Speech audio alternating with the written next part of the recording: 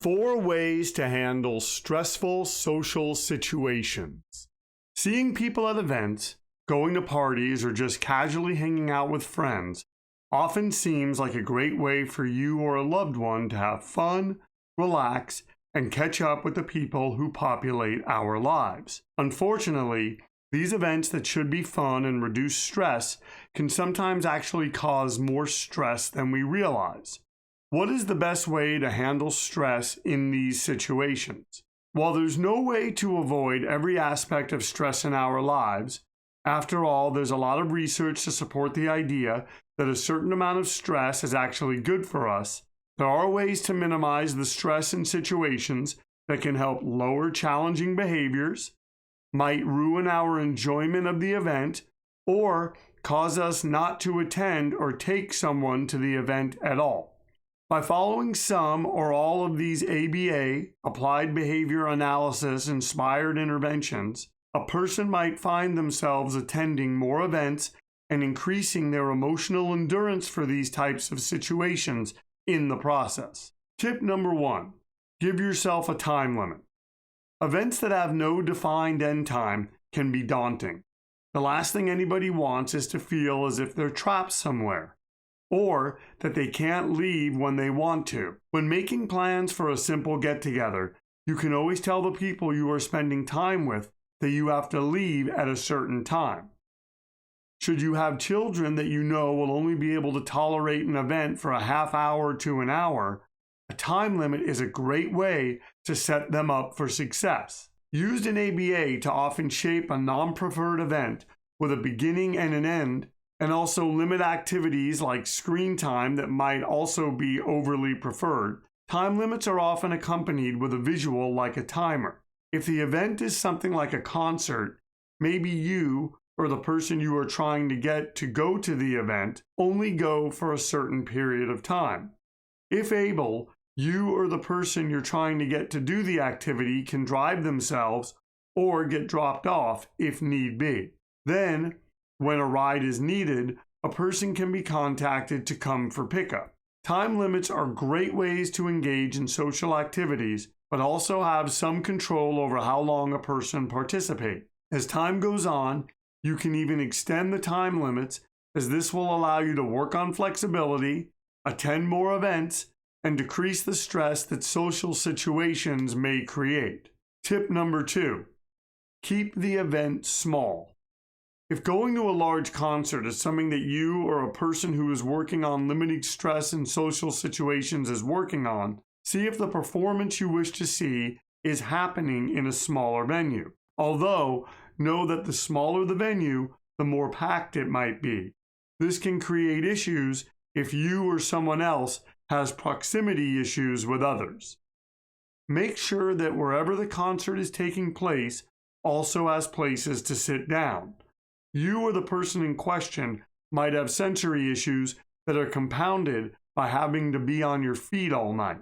Sitting down will allow time to reset, regroup, and keep the events of wherever you are in perspective.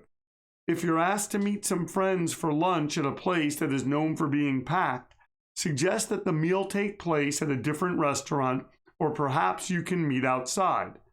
This will help greatly relieve the anxiety and stress that might come with entering and exiting a restaurant.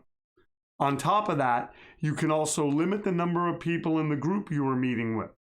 If you're a one-to-one person, or your child does especially well with a particular or preferred peer, tell whoever you are meeting with that you'd like to keep things just you and them, or you, them, and their child.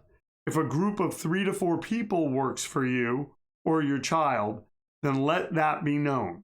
Again, you can't control all the variables. The more people you invite, the more chances are that they might bring somebody else.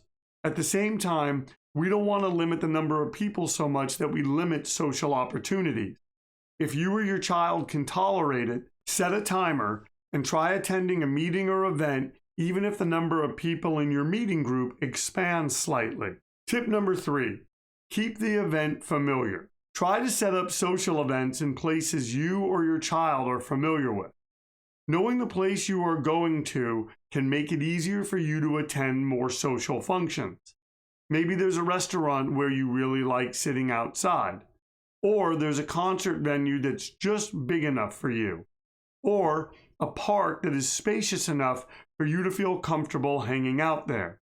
Maybe it provides your child with enough space to be part of a social situation, but also allow for needed sensory downtime. Whatever the event is, knowing where you are going can help relieve stress for everyone. Again, you might make plans to go somewhere and then, at the last minute, the plans change because somebody wants to go somewhere else or the familiar place you wanted to go to is unavailable. Seize this opportunity as a way to visit and learn for yourself and your child someplace new and work on flexibility in the process. As a final note, don't only limit this to familiar places. If a major transition is happening, for example, your child is going to a different school, see if you can do a walkthrough or several walkthroughs beforehand.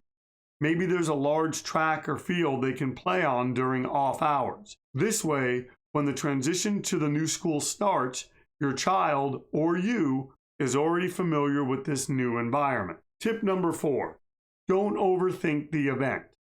It's very easy to pre-visualize a stressful event in our minds. We can actually think we've experienced an event and all we've done is think about it. This can cause us to get nervous, imagine things that have happened that haven't happened, and make us decide not to do something we want to do. Social stories are a tool to help people talk about an event, have an idea of what the event might be like, but also understand that everything will work out. You can't control everything all the time. You can take steps to prepare for the unexpected, but that doesn't mean the unexpected isn't going to happen. Once the plans have been made, just tell yourself or your child that you're going, you'll only be there for a certain amount of time, you've been to this place or events like this before, and you're going to have a good time. You can even create a visual schedule on your phone if you or your child needs that. This will help structure the event and remove the open-endedness that might trip things up. Should the plans change, do your best to be flexible and provide yourself or your child reinforcements to do so. Don't overthink the event too much. Now, should it change to the point of being a bad idea, you certainly don't have to go. This is a decision to be made when that happens, and not just when you think or your child thinks it might happen.